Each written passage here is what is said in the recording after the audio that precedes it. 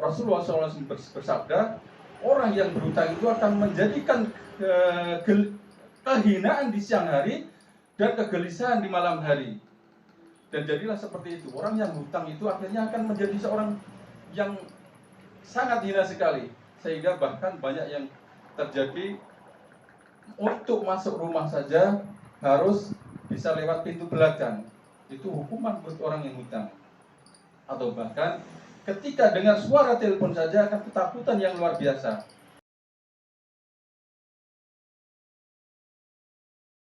Mungkin Pak Jangan bisa mengalami sendiri. Ketika kita meminjam contoh kepada kakak kandung kita, bahkan dia pinjam manis-manis ya, pinjamin duit buat saya. Nanti ketika kita mau nagih, akhirnya menjadi permusuhan Bapak Ibu dirahmati Allah. Ditagih malah kita yang seperti orang mengemis, kita yang malu sendiri, dan akhirnya bahkan mungkin sampai teganya dia mengatakan, udah kamu gak usah bersaudara sama saya. Hanya karena utang. Padahal kalau tahu hukum dari hutang itu sungguh mengerikan kalau tidak mau bayar Bapak Ibu dirahmati Allah. Inilah bahayanya berhutang. Sehingga Rasulullah berpesan kepada kita untuk tidak dekat-dekat dengan hutang Bapak Ibu. Baik itu dengan saudara kita atau dengan kerabat kita. Apalagi dengan yang menyangkut kepada urusan riba. Karena di dalam riba itu akan Allah hancurkan langsung, ya. Di dalam hutang yang tidak bersangkutan dengan riba itu sudah bayarnya juga sangat luar biasa dahsyatnya.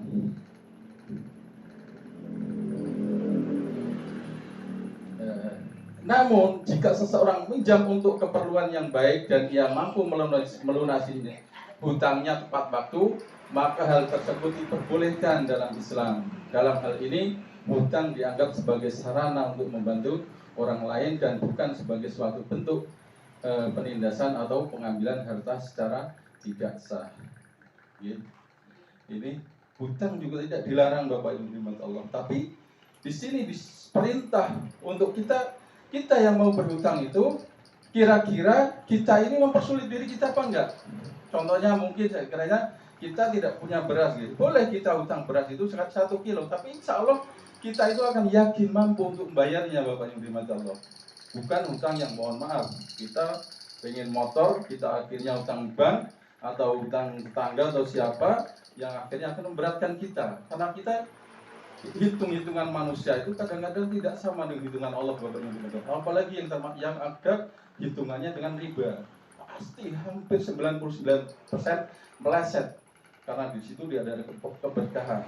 Urusan riba itu sudah. Karena Allah dan Rasulnya ada berjanji di surat Al-Baqarah 176 kalau nggak salah ya, 176 77 itu, ya ayyuhalladzina amanu, yaitu orang-orang yang beriman, berhentilah dari kamu mengambil riba. Kalau kamu tidak berhenti mengambil riba, maka Allah dan Rasulnya akan memerangi kalian.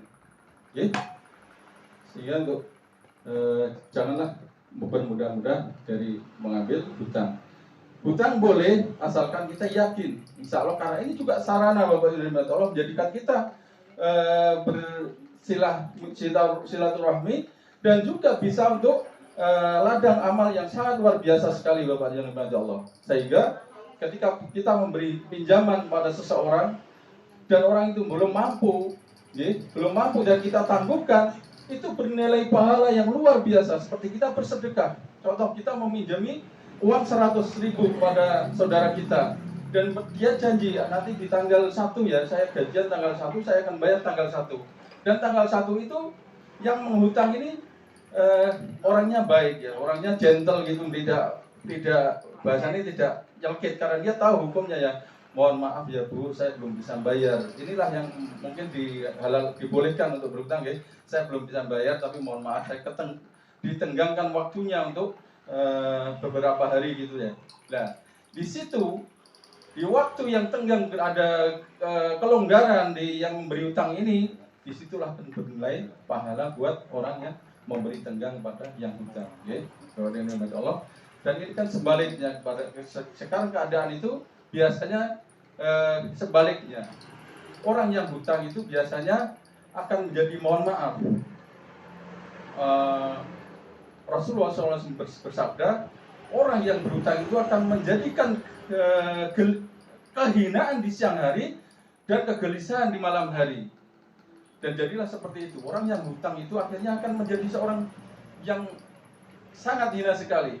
Sehingga bahkan banyak yang terjadi untuk masuk rumah saja harus bisa lewat pintu belakang. Itu hukuman buat orang yang hutang. Atau bahkan ketika dengar suara telepon saja akan ketakutan yang luar biasa. Yang alasannya tidak ini, padahal dia takut karena mungkin dia tahu bahwa telepon ini adalah si orang yang memberi hutang kepada dia. Padahal hutang itu boleh sah saja dan dibolehkan oleh Rasulullah, tapi ada syariat yang harus dijalankan oleh baik yang hutang maupun yang berhutang. Ini Bapak Ibu dimati Allah.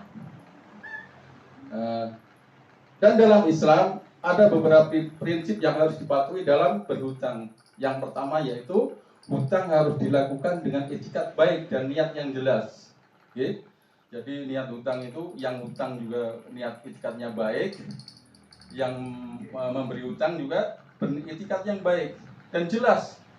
Nanti di situ ada jelas itu kalau Allah Subhanahu wa taala di dalam surat Al-Baqarah 282 itu di situ adalah fikihnya muamalah untuk orang hutang piutangnya yang dirahmati Allah. Dan yang kedua, hutang harus dilakukan dengan kesepakatan bersama antara pemberi pinjaman dan peminjam. Mungkin nanti disepakati waktunya nih. Bisa jadi mungkin saya pinjam cuma seminggu atau 2 minggu. Ini bukan disepakati untuk memberi bunga, Bapak yang dirahmati Allah, yang disyariatkan oleh dalam Islam. Yang ketiga, hutang harus dilakukan dengan syarat-syarat yang jelas dan terperinci. Keempat, hutang harus dilakukan dengan jaminan atau agunan yang cukup untuk menjamin pelunasan. Kita kadang-kadang terlalu mudah, memang kita sendiri kadang-kadang baik yang memberi hutang atau yang diberi hutang itu yang melanggar. Kita yang terlalu mudah karena percaya sama teman kita atau saudara kita, udahlah hutang kamu tak hutangi 1 juta, udah saya percaya sama kamu. Padahal dalam syariat Islam harusnya harus dituliskan, ya. Harus dituliskan. Jika peminjam tidak mampu melunasinya hutangnya tepat waktu, maka ia harus segera mengadakan perjanjian dengan pemberian pinjaman untuk membicarakan cara pelunasannya. Jika peminjam tetap tidak mampu melunasi hutangnya, maka ia harus mencari bantuan dari keluarga atau kerabat dekatnya. Ini untuk segera bisa melunasi hutangnya, ya.